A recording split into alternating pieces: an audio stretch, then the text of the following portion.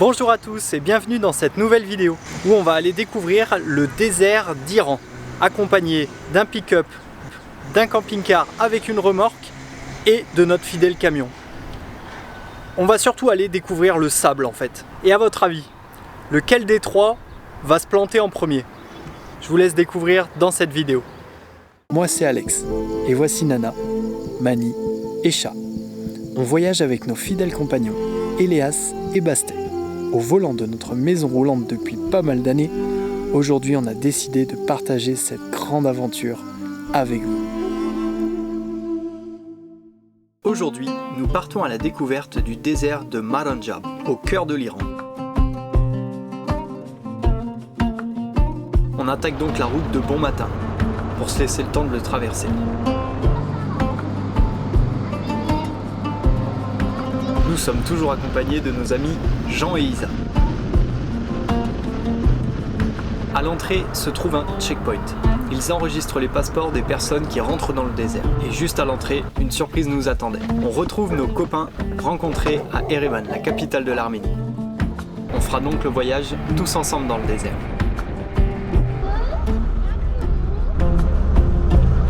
D'entrée de jeu, on se rend compte que malgré le fait qu'il y ait des pistes, c'est très sableux. Le pick-up de Jean et Isa est clairement plus adapté que notre Renault Midliner de 13 tonnes. Jean est au volant d'un Toyota Hilux de 2016, un engin super fiable. Et nous, toujours notre Midliner des années 88, qu'on aura emmené un peu partout, il faut l'avouer. Bon, ça commence bien, ça passe pas. Du coup, on doit tout refaire en marche arrière pour attraper une autre piste. Mais la piste principale est tout en tôle ondulée. C'est le vent qui fait ça, ça fait comme plein de petites bosses à la suite, et ça secoue dans tous les sens. Pour continuer notre trajet dans le désert, on décide de baisser la pression des pneus. Pour la route, on roule à 8 bars. Mais là, vu comme c'est sableux, on va tout descendre à 5 bars. C'est ton petit chapeau. Bah, c'est celui de Chat, mais c'est juste pour protéger le temps qu'on fait ça. Tu me dis quand tu prends le relais.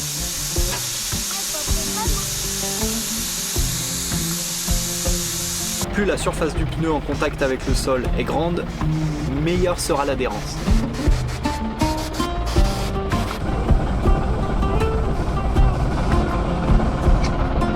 Sur la piste, on est partagé tout le temps entre deux choses. Soit on roule sur la tôle ondulée qui nous secoue dans tous les sens, soit on s'écarte un petit peu sur le côté et on est dans du sable un peu plus tendre. Alors forcément, c'est beaucoup plus agréable de rouler dans du sable mou, mais il y a plus de chances de s'ensabler.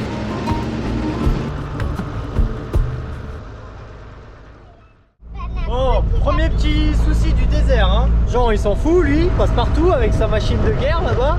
Alors la montée là-bas, je crois que les dromadaires va falloir qu'ils nous tirent, hein. Et on va jamais monter là-haut nous. Mais à fond, hein, je vais essayer, mais... C'est pas gagné. Hein.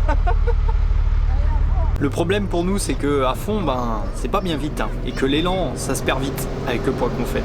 On est vite limité par nos 150 chevaux et notre boîte de vitesse très longue.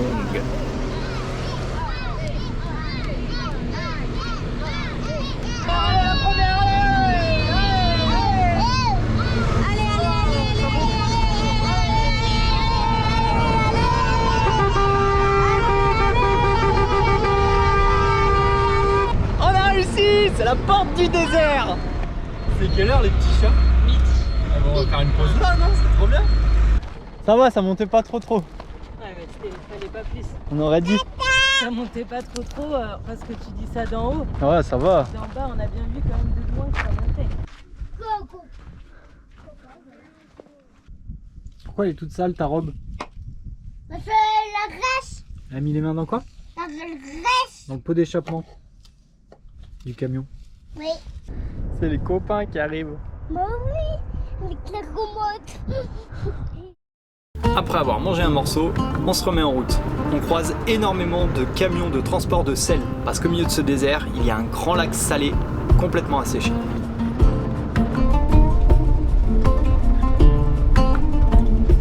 Les pistes sont bien roulantes, à ces endroits, aucun risque de s'ensabler. Mais là où le vent passe, les dunes se déplacent et viennent progressivement manger la piste. C'est ces endroits les plus techniques pour nous, qui ne sommes pas du tout adaptés à faire du tout-terrain. Le Le fait d'avoir du dur sous le sable mou, eh ben ça nous aide à pouvoir passer. À mi-chemin, on va faire la rencontre du premier habitant du désert. Un habitant poilu. Doucement. Vas-y, tu peux t'approcher si tu veux. Et je te prenne en photo avec ? Oui, il y a un grenier.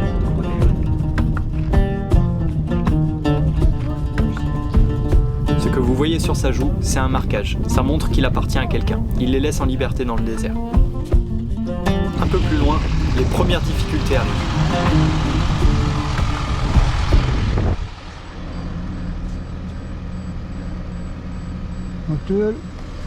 Power! Allez, power nous tout ça, Jean! Ouais! Ok. Vas-y! Ouais! Allez, allez, allez!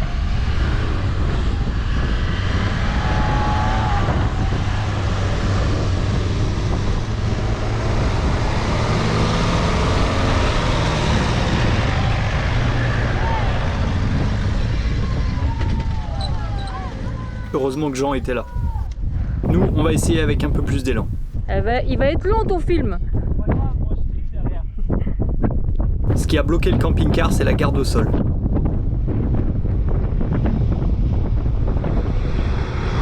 Et vu qu'on est un peu plus haut, on va réussir à passer. Alors moi, il y a un moment donné, je sais pas ce que j'ai filmé, j'avais le soleil dans la tronche.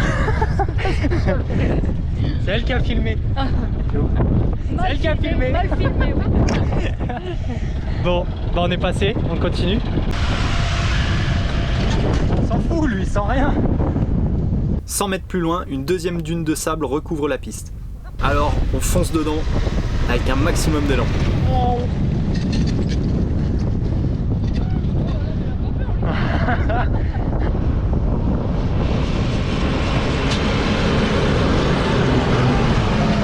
Et à l'aller, on passe. Espérons qu'il n'y ait pas trop de vent pendant notre séjour dans le désert, pour qu'il n'y ait pas encore plus de sable au retour. À ce stade, il n'y a pratiquement plus de piste. On roule au milieu de rien.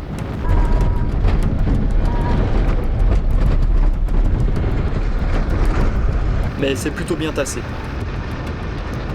On passe juste à côté du caravansérail de Maranja. On n'ira hélas pas visiter l'intérieur parce que le gardien nous annonce des tarifs hors de prix et par personne. Sachant que nos amis ont 5 enfants et nous 2, il aurait fallu débourser une somme assez astronomique pour pouvoir rentrer. Et devant ce caravansérail, on rencontre un couple d'Allemands qui voyagent en 4x4. Ils vont donc se joindre à nous pour la suite de l'aventure. Et heureusement en fait.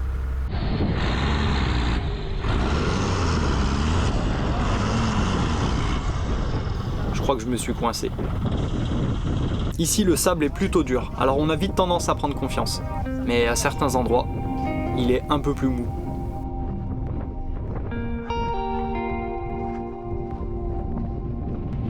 Tu veux encore une banane? T'as donné une, attends, je mange ça. L'occasion pour les petits de faire un goûter pendant que papa creuse. Ils sont rigolotes ces bananes. De rien en plus. Chaque erreur, c'est à chaque fois 10-15 cm de profondeur. C'est cher. Comme je viens de le dire, ici, le plus important, c'est de ne pas essayer pour rien. Du moment que ça patine, ça ne sortira pas tout seul. Ça sert à rien de forcer. On va faire s'ensabler encore plus. Alors ce que je vais faire ici, c'est utiliser un cri, une grande cale en bois pour pas que ça s'enfonce, et lever le pont arrière, côté gauche, côté droit. Le but étant de lever assez l'essieu arrière pour pouvoir enfiler des cales en bois sous les roues, pour retrouver l'adhérence. Plus facile à dire qu'à faire dans un terrain mou comme ça, mais on va finir par y arriver. La deuxième chose à faire, dégonfler encore plus les pneus. Des pneus de camion comme ça, on peut descendre jusqu'à 2 barils. Et avec le jumelage, les deux pneus viennent se toucher et créer une grande surface d'adhérence au sol. En plus de ça, les voyageurs allemands nous prêtent leurs plaques de désensablage. Et pour mettre toutes les chances de notre côté, on va treuiller le camion avec le pick-up. Même s'il n'a clairement pas la force de tirer aussi lourd, ça nous fera toujours une petite assistance. Qu'est-ce que tu fais, Tony? Normalement, on est au top pour sortir.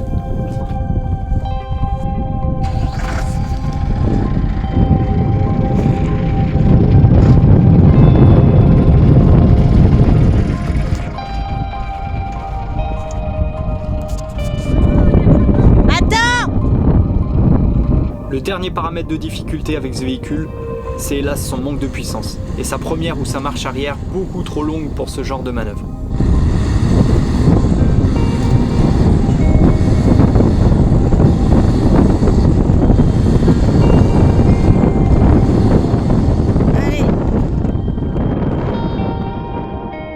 Ce coup-ci, on va plutôt dégager les roues avant pour créer une légère pente pour aider à reculer. Recule, Mani! Heureusement que j'ai regarni l'embrayage en Géorgie. Sinon, on serait même pas sorti. Allez, allez, allez, allez, allez! Stop!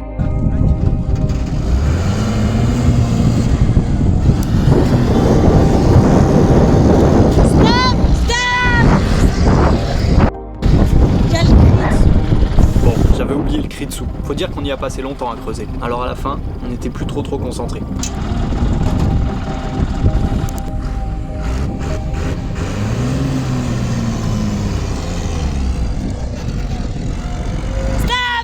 Attention!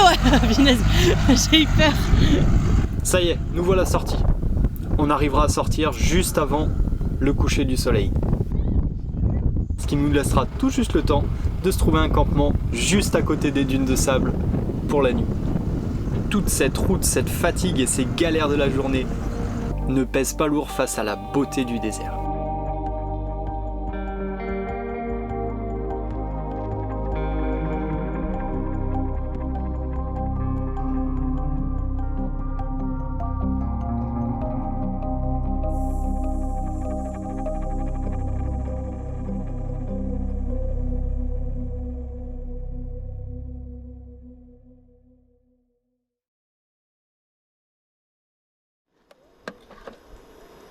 Tu fais Des crêpes au sable. le sable, les crêpes sablées.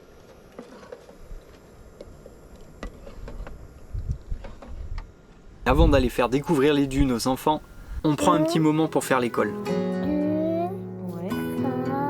Cette nouvelle année se passe pour le moment très bien, accompagnée de Passe Éducation. 4, Ok. Donc des fraises, il y en a combien? 4, Alors normalement, il faut les colorier. Est-ce que tu veux qu'on les colorie? 4 et 4. Pour ceux qui ne connaissent pas, on a fait une vidéo pour présenter cette association. Bon, je vais les colorier en bleu parce que j'en ai pas d'autres. Mani a pu travailler sur le thème des couleurs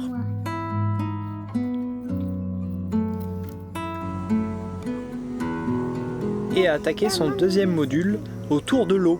Justement, ça nous permet de créer des liens entre ce qu'il vit en Iran et ses activités scolaires. Passe Éducation met à sa disposition énormément de supports.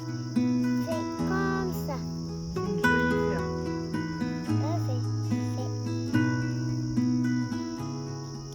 Du découpage au collage, aux histoires, aux poèmes. Et en plus, il y a même des liens vers des petites vidéos sympas.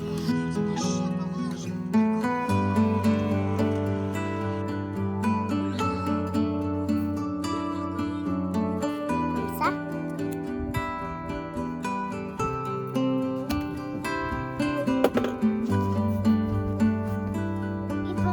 Et tu sais comment ça s'appelle ces lignes? Ça s'appelle des lignes verticales. Et si tu te souviens, Maman. on a notre petit poster où la dernière fois on avait mis les points. Et du coup, aujourd'hui, si ça te dit, on peut dessiner les lignes. La première année de scolarisation de Mani, c'était Nana qui créait tout le contenu. Mais aujourd'hui, par manque de temps, on trouve vraiment tout ce qu'on a besoin avec cette association. Ici, il va falloir compter Une fraise. tous les fruits. Et il faudrait que tu trouves celui où il y en a 4. 4, Ouais. 2, 3, 3 2 et 1. et 1. À cet âge, l'école est un vrai jeu Faut recoller? Tu veux les coller? Ouais. Comme ça fait l'affiche. et c'est un plaisir d'apprendre.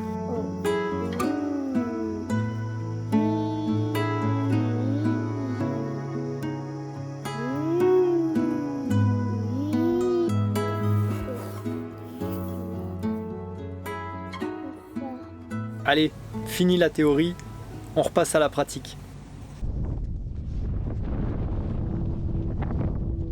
On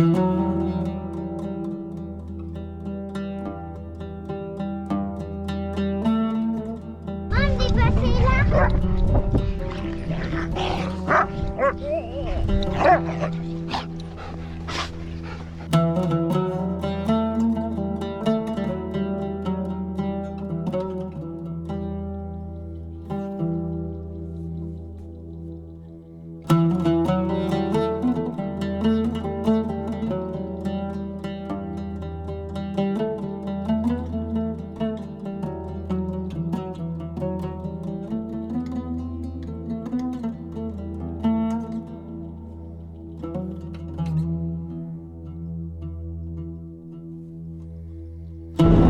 Allez, on y va!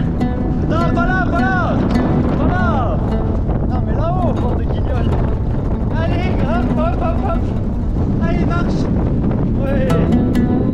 Ouais! Ouais! Allez, allez, monte! Allez! Allez, allez! Allez, allez, allez! Le vent se lève et restera toute la journée à déplacer le sable. Des conditions un peu difficiles quand on n'a pas l'habitude. En redescendant au campement, on a des invités. Hein?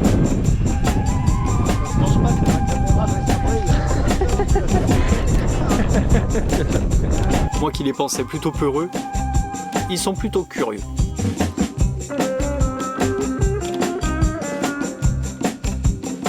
Et un peu gourmands. Ils ont bien compris que les voyageurs ont toujours un truc à grignoter ou même un peu d'eau à boire. Et la butte dans la gamelle des chiens peut-être?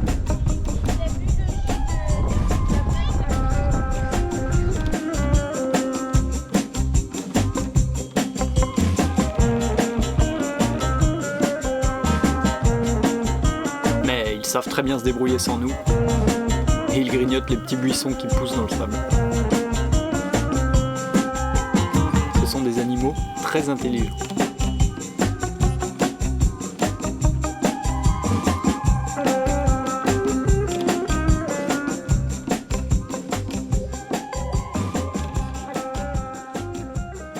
Et pendant que je passe du temps avec les dromadaires, Nana fait la vaisselle façon Touareg. Pour faire cette vaisselle, j'utilise même pas un verre d'eau. Qu'en fait, je vais prendre un petit peu de sable, le mélanger avec un petit peu d'eau, vraiment très peu. Ça va faire une pâte comme ça. Et cette pâte, elle va permettre de tout frotter, de tout nettoyer, de tout décaper. Même là, on a de la pâte à crêpes, ça va partir. Après, on rince et en fait, on sèche avec du sable sec. Ça va permettre d'éponger toute l'humidité et de frotter. Il faut savoir que c'est super abrasif. Du coup, si vous avez de la vaisselle qui craint, ça va forcément l'abîmer. Et bon, du coup, c'est juste histoire de vous partager ce petit tips. En réalité, évidemment qu'avec l'eau qu'on a, on n'aurait pas besoin de faire ça ni rien, mais c'est encore une fois éviter de s'appuyer aussi sur notre confort et montrer aux enfants qu'avec 3 fois rien, on peut arriver à se débrouiller et pas gaspiller l'eau quand on est dans un désert, parce qu'en fait, il suffit qu'on ait un gros problème, la moindre petite goutte d'eau peut être super importante, donc ne jamais se reposer sur nos lauriers et leur montrer l'importance de l'eau et la vaisselle, éviter de la gaspiller. C'est super naturel parce qu'au final on n'utilise pas du tout de produits chimiques et ça apprend à se dépatouiller avec pas grand chose. Et ça, du coup, du moment qu'il y a du sable propre, on peut le faire un peu partout. Bon, la petite difficulté sur le trajet, c'est qu'on a un tuyau de frein qui a percé. J'ai refait en cuivre, je pensais pas que ça repercerait, mais ça a percé, c'est parce que c'est trop coudé. Donc le bocal est complètement vide.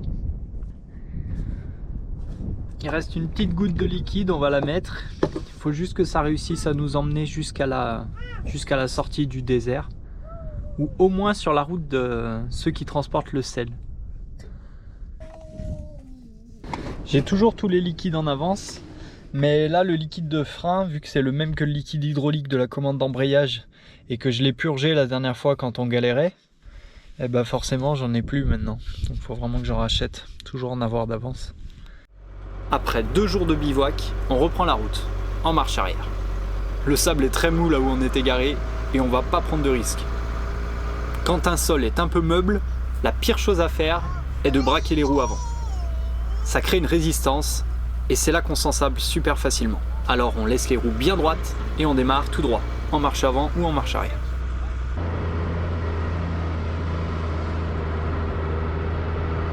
Sur la route, on va trouver un puits. Oh bah si, elle est claire. Genre il disait qu'elle était sale. On met de l'eau pour qui? Pour les chameaux. Non, pour les dromadaires. Regarde, Ah oui, lui. ils sont pas fous? Viens. C'était une belle expérience pour les enfants de pouvoir donner à boire aux dromadaires. On apprendra par la suite qu'il vaut mieux ne pas leur donner d'eau pour éviter l'évaporation. Les chameliers leur donnent plutôt l'eau le matin très tôt ou le soir très tard. C'est vous qui leur avez mis de l'eau? Ouais. Oui, et nous.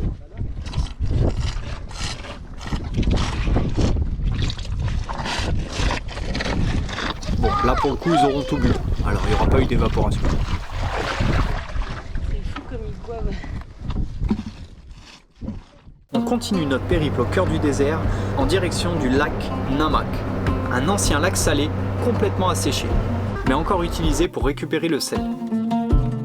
Avec le poids des camions qui passent en permanence, on roule sur une piste aussi lisse que du goudron.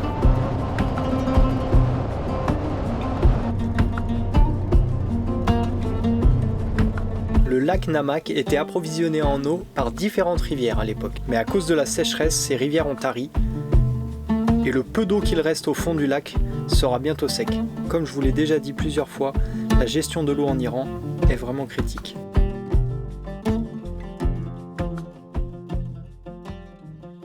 J'ai plus du tout de liquide de frein. Alors j'en profite pour demander à un chauffeur s'il a de quoi nous dépanner.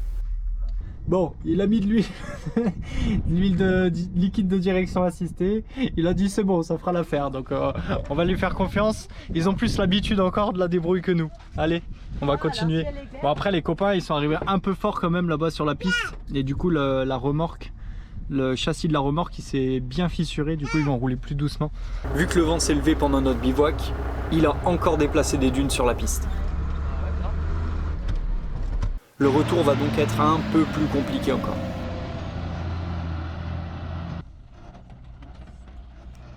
Il y a maintenant plus de 40 cm de sable sur la piste.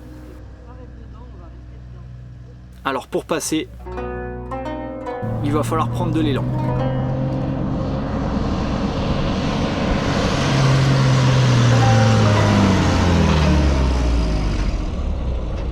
Mais ça va pas suffire.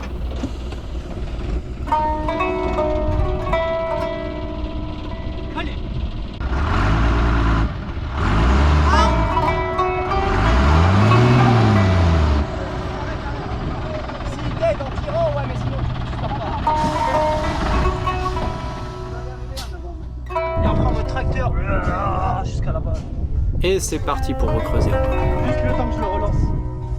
Ah, on en aura brassé du sable. Ça descend. Toi, qu'est-ce que tu fais? Tu fais le goûter? Ouais? Pendant qu'on galère, toi tu fais le goûter? La garde au sol est suffisante pour pas se poser par terre, alors il faut juste dégager devant les roues au fur et à mesure qu'on avance.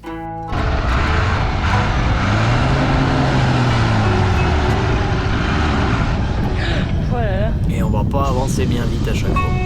Pour rouler dans du sable, on a beau avoir l'adhérence, il faut une sacrée puissance. C'est pour ça que ceux qui s'amusent à faire du franchissement de dunes dans le désert de la péninsule, ils ont des véhicules boostés à plus de 1000 chevaux. On vous montrera tout ça au festival de Liwa, aux Émirats Arabes Unis, au mois de décembre.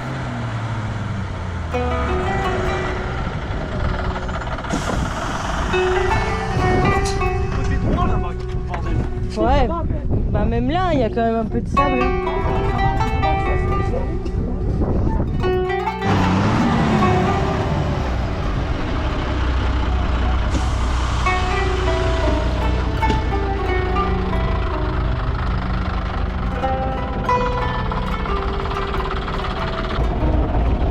Allez, c'est bon!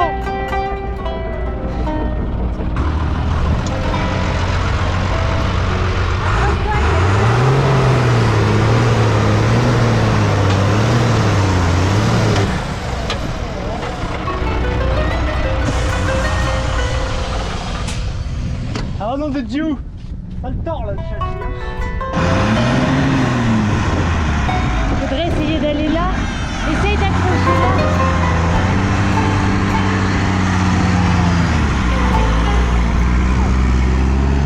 Petit à petit, on finira par enfin sortir. Autour du camping-car maintenant.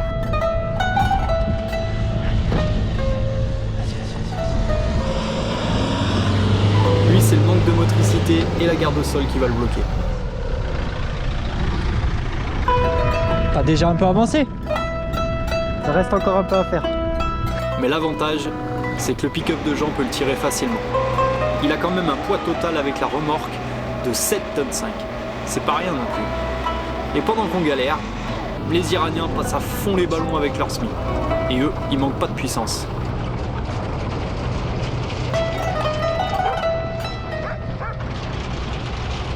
Quant aux camions de chantier, ils ont une garde au sol monstrueuse, des pneus sable très fins qui descendent jusqu'au fond dans la piste.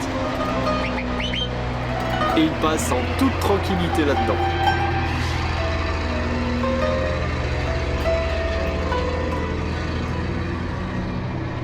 Le camping-car passé, il reste plus que la remorque à faire passer.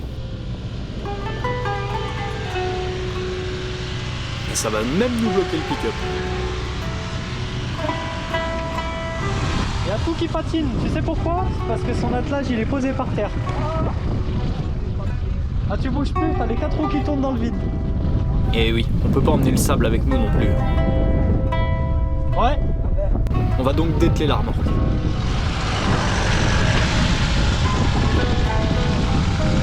C'est bon, c'est ton pont qui est posé un peu. Ton pont arrière. Ça mange tout, Lilux. Pour finalement la tirer au treuil. En la levant un peu à l'avant pour pas qu'elle s'enfonce dans le sable. Elle va finir par sortir aussi.